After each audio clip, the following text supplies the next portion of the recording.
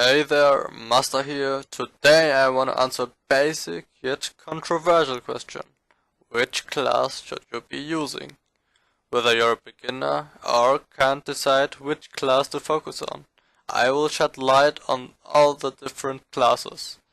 So if you look around, you might notice that most people decided to be a knight, and I can see the reason behind the decision. But here is why I disagree.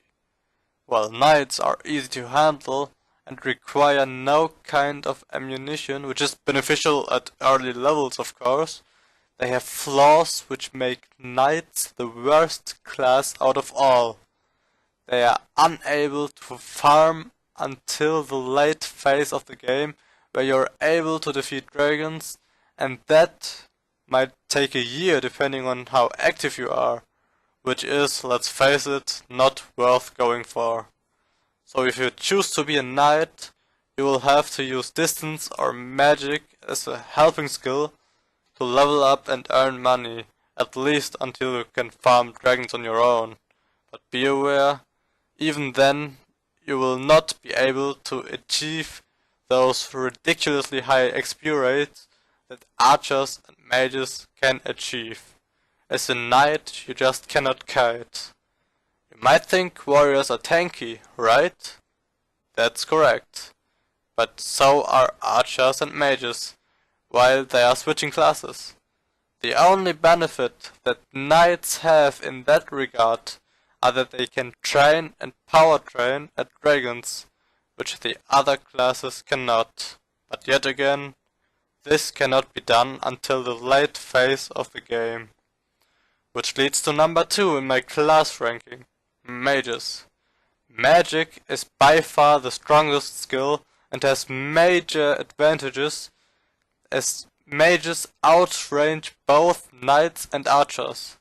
The only downside is the inconvenience in farming and power training, as you have to click twice, once to activate the special attack and the other to aim, which can be an issue at some times. So what is superior to magic? Surprise, surprise. The only thing left is distance.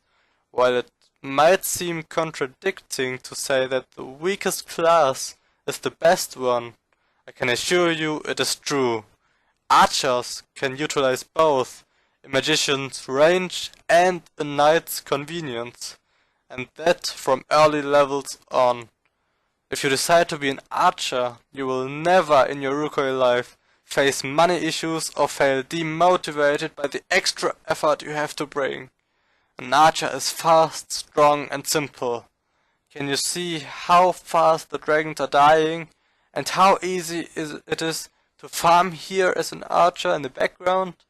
I'm not saying that mages cannot do it better. I'm just saying that they need extra work, extra input for the same output. And by the time the ranged classes can farm here, knights have to keep training to be tanky enough. My tip for beginners is start as a knight just to have some defense, as you might struggle defending against monsters with weak armor, and then decide what is fun and switch to distance or magic. It depends on your personal attitude.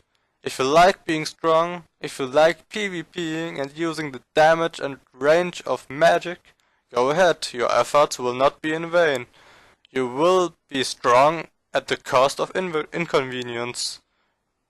If you like it simple, use distance, it's my personal favorite. But whatever you do, don't be a knight. As for concentrating on multiple classes, I mean being a hybrid or tribrid, I recommend not to do it, as you will lack a lot of strength. Instead of advancing to 400 in all stats, you could reach 475 in a single stat. Keep in mind, that is just my opinion. I'm sure that there are many people who disagree, so feel free to share your opinion and point out why I'm right or wrong. If you do so, just wait and find out how much money you will be earning while farming here at Green Dragons.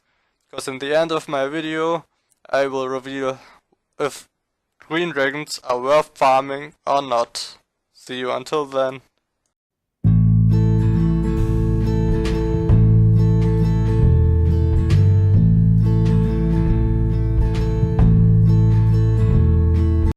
So I'm relaxing here with my clan at the boss. I'll be farming again soon. Only 6k arrows to go and no drop for us. Back to farming. Oops, another lizard boss. Don't mind me roaming around the lizard caves in the background. This time I'm in no team and kinda have no orientation. Whenever that's the case, you should try to follow the stream of players. But everyone is kinda clueless here, including me. Look how I struggle to find the boss following the others who are following others as well, and so on.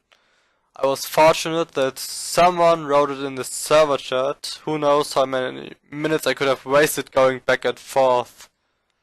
Look at this. Top mid, tough pie. There it is. That's what I'm mentioning. And the boss is right here. Speaking of which, lizard bosses have only a slim drop rate. Some friends of mine even fully ignore them and keep training and farming as they consider the boss a waste of time. Recently I saw a post on Reddit where someone said he went to bosses for a whole year and still failed to get a drop.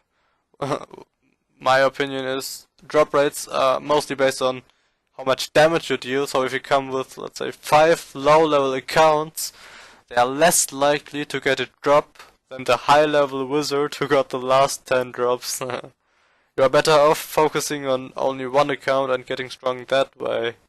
But if you completely ban bosses, the slim chance that you might by chance profit with goes to 0 and fades away. Let's see, the boss has red HP and is just about to die. I wonder who gets the drop. The suspense is killing me. And no drop. The boss is dead. Back to farming. So I finally finished my farming trip. It took me more than 5 hours, but I was not in a rush to be honest. Instead I went to bosses and had some breaks in between. So let's get back and see how much we've actually made. Look at all those items. Oh my god, it's all red. How ridiculous. These dragon items do give a fair amount of money in the shop, so I will not waste time merging them. I'll just get some quick cash here.